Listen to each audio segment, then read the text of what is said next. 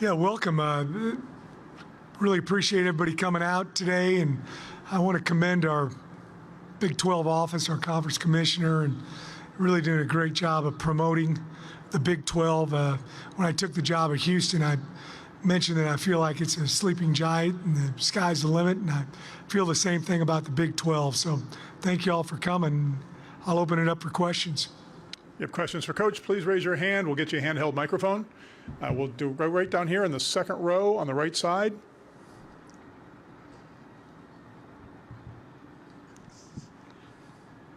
Kenneth Berry, Touchdowns and Tangents. Coach, you built a prestigious program at Tulane. Now, coming to Houston, how do you kind of maintain some of the intangibles that you helped elevate that program to this one, on top of trying to replace, a second-round pick and Patrick Paul? Yeah. When you take over a program, I've had a few different programs. This will be the 6th program that I've been a head coach at, and there's some similarities, but there's also a lot of differences. So you have some non-negotiables with how you do things with your football program, but then you got to do a good job of learning about University of Houston and what works at Houston might not necessarily work at one of the other places I was at, or vice versa.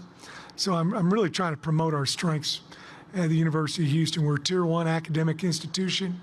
Our president has done an outstanding job of increasing enrollment. We've got 48,000 students. And then the other part that I think is so important in this day and age is, we're at the epicenter of football in the world, Houston, Texas. So I love the fact that I didn't have to get in my car I didn't have to get on a plane to go recruit. I just stayed in my car the whole time when I went out recruiting, and there's plenty of great players throughout the state of Texas. Patrick Paul, we're very proud of him. He's second-round draft pick. That's going to be a position that we're going to have to do a good job with the guys we have there, offensive line. I've got one returning starter, Parker Jenkins, but I got about 7 or 8 guys that are competing for those other 4 spots on the offensive line. Left side, second row on the center aisle.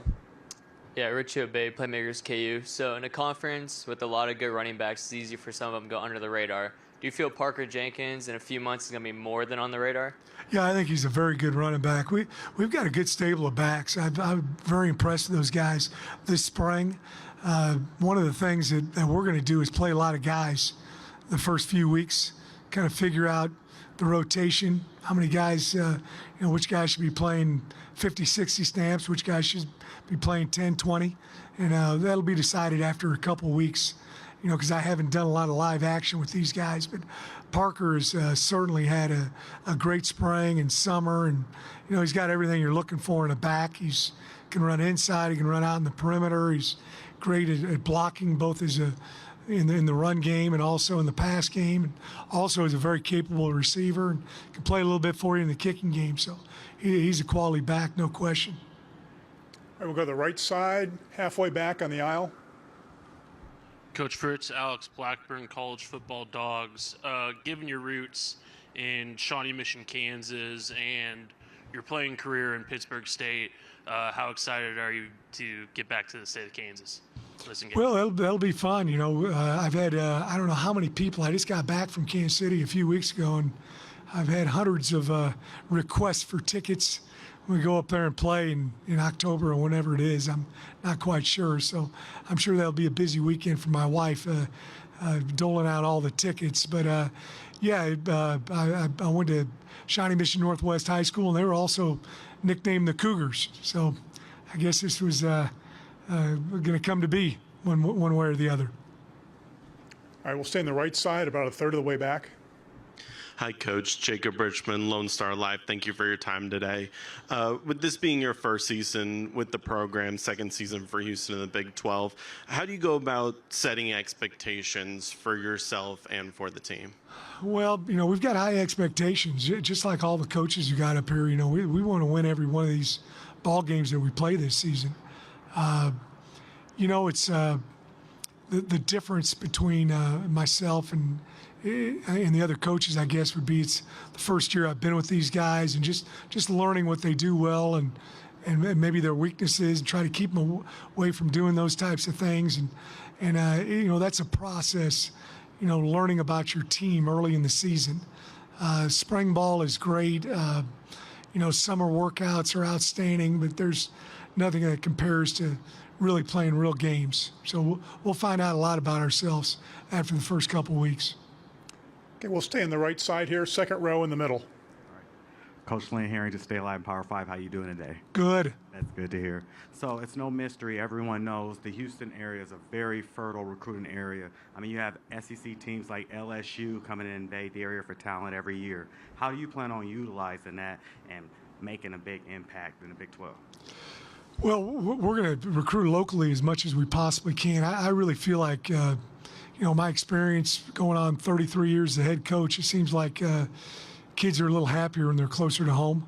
You know, parents are able to come see them play. They're able to go, like what happened to us, you know, our thoughts and prayers go out to the people in Houston right now. But, you know, we had a bunch of the kids who were able to go back home and kind of take care of business and help their people out because of how close our university is and where they're from. So Houston is going to be a big part of our recruiting, the whole state of Texas.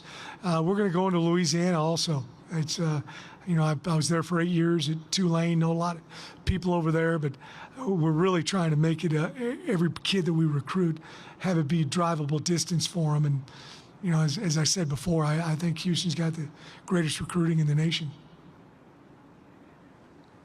Again, if you have a question, please raise your hand. We'll get you a handheld microphone. We're on the right-hand side, halfway back on the aisle. Coach Fritz, college football dogs.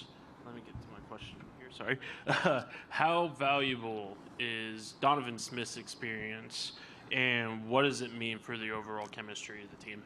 I've been so impressed with Donovan. You know, he was injured during the spring, wasn't able to participate, but he was in every single practice all the way.